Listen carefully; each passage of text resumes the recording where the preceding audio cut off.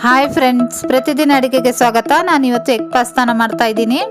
ಮೊದಲಿಗೆ ಒಂದು ಪಾತ್ರೆಯಲ್ಲಿ 1 ಲೀಟರ್ನಷ್ಟು ನೀರು ಬಿಸಿಟ್ಟಿದ್ದೀನಿ. ನೀರು ಚೆನ್ನಾಗಿ ಕುದಿಯುವಾಗ ರುಚಿಗೆ ತಕ್ಕಷ್ಟು ಉಪ್ಪು, 1 ಟೀ ಸ್ಪೂನ್ ಕುಕ್ಕಿಂಗ್ ಆಯಿಲ್ನ ಹಾಕಿ 300 ಗ್ರಾಮ್ ಪಾಸ್ತಾನ ಹಾಕಿ 4 ರಿಂದ 5 ನಿಮಿಷ ಬೇಯಿಸಿ. ಈ ಪಾಸ್ತಾ ಬೇಯೋವರೆಗೂ ಒಂದು ಜಾರ್ನಲ್ಲಿ 3 ರಿಂದ 4 ಟೊಮೆಟೊ ಹಣ್ಣು ಹಾಕಿ ದೊಡ್ಡ ಸೈಜು ನೈಸಾಗಿ ಪೇಸ್ಟ್ ಮಾಡ್ಕೊಳ್ಳಿ. ನೈಸಾಗಿ ಪೇಸ್ಟ್ ಮಾಡ್ಕೊಂಡಿದ್ದೀನಿ.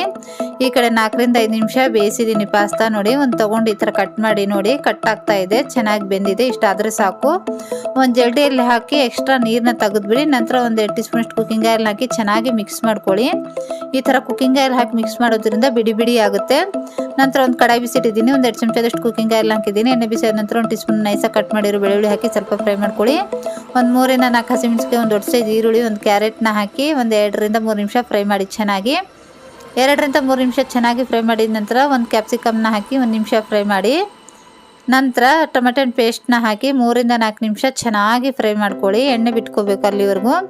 3 ರಿಂದ 4 ನಿಮಿಷ ಚೆನ್ನಾಗಿ ಫ್ರೈ ಮಾಡಿದ ನಂತರ 1 ಟೇಬಲ್ ಸ್ಪೂನ್ ಖಾರ ಪುಡಿ, 1 ಟೀ ಸ್ಪೂನ್ ಧನಿಯಾ powder, 1 tea spoon garam masala, 1/4 tea spoon ಅರಿಶಿನ, ರುಚಿಗೆ ತಕ್ಕಷ್ಟು ಉಪ್ಪನ್ನ ಹಾಕಿ 1 ನಿಮಿಷ ಫ್ರೈ ಮಾಡಿ.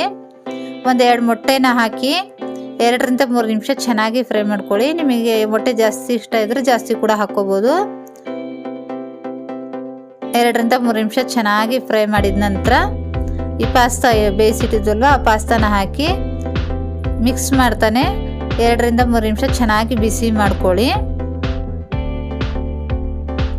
ನೋಡಿ, ಮಿಕ್ಸ್ ಮಾಡ್ತಾನೆ 2 ರಿಂದ 3 ನಿಮಿಷ ಚೆನ್ನಾಗಿ ಬಿಸಿ ಮಾಡಿದ್ದೀನಿ. ರೆಡಿಯಾಗಿದೆ. ಇಷ್ಟ ಆದರೆ ಸಾಕು, ಗ್ಯಾಸ್ನ ಆಫ್ ಮಾಡಿಬಿಡಿ.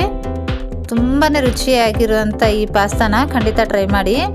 ಈ ರೆಸಿಪಿ ಇಷ್ಟವಾದರೆ ಲೈಕ್ ಮಾಡಿ, ಶೇರ್ ಮಾಡಿ, ನಮ್ಮ ಚಾನಲ್ಗೆ ಸಬ್ಸ್ಕ್ರೈಬ್ ಮಾಡಿ.